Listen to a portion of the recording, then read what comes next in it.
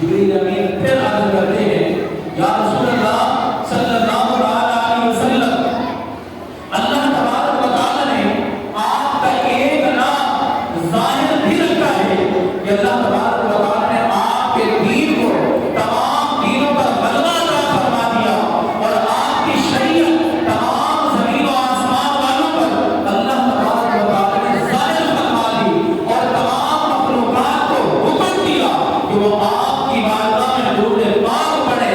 اب کائنات کے اندر کوئی بھی ایسا نہیں ہے کہ جس نے آپ پر درود پاک نہ پڑھا ہو۔ یا رسول اللہ صلی اللہ علیہ وسلم، اللہ تبارک و تعالیٰ محمود ہے اور آپ محمد ہیں۔ یا رسول اللہ، اللہ تبارک و تعالیٰ کی صفات یہ ہے کہ وہ اول بھی ہے، آخر بھی ہے، ظاہر بھی ہے، باطن بھی ہے، اور اللہ تبارک و تعالیٰ نے اپنی عطا سے آپ کو ظاہر بھی بنا دیا، باطن بھی بنا دیا، اول بھی بنا دیا، اور آپ کو آخر بھی بنا دیا۔ وعلی حضرت امام اہل سنت، امام عشق و محبت، امام احمد رضا خان فاضل بریلوی رضی اللہ عنہ، آقا کریم صلی اللہ علیہ وسلم کے اوصاف و کمالات اور بالخصوص یعنی علیہ الصلوۃ والسلام کی ختم نبوت پر ایسا زبردست پہرا دیا۔ دعا کریں اللہ تبارک و تعالی ہمیں بھی حضور نبی اکرم صلی اللہ علیہ وسلم کی ختم نبوت پر ویسا ہی پہلا دینے کی توفیق عطا فرمائے۔ اعلیٰ حضرت امام اہل سنت رحمۃ اللہ تعالی علیہ ایک مرتبہ آپ اپنے دار الاسلام میں جلوہ افروز تھے، اپنی نشست پر موجود تھے، تو ایک شخص نے آ کر سوال کیا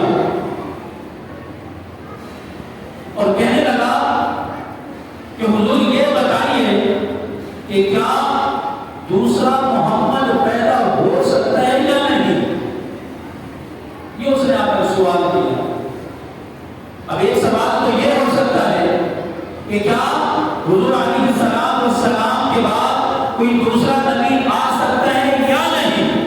اس کا جواب تو یہی ہے کہ اب حضور کے بعد تا صبح قیامت کوئی دوسرا نبی نہیں آ سکتا، اس لیے کہ اللہ تبارک و تعالیٰ نے حضور علیہ السلام پر نبوت کا سلسلہ ختم فرما دیا۔ تو اس نے یہ سوال نہیں کیا کہ کیا حضور علیہ السلام کے بعد کوئی دوسرا نبی آ سکتا ہے یا نہیں، بلکہ اس نے یہ سوال کیا کہ کیا دوسرا محمد پیدا ہو سکتا ہے یا نہیں۔ یہ بڑا عجیب سوال تھا۔ بابا رحمۃ اللہ علیہ نے بڑا بہترین زبردست جواب عنایت فرمایا۔ آپ نے ارشاد فرمایا کہ جس کا خلاصہ یہ ہے، فرمایا کہ وہ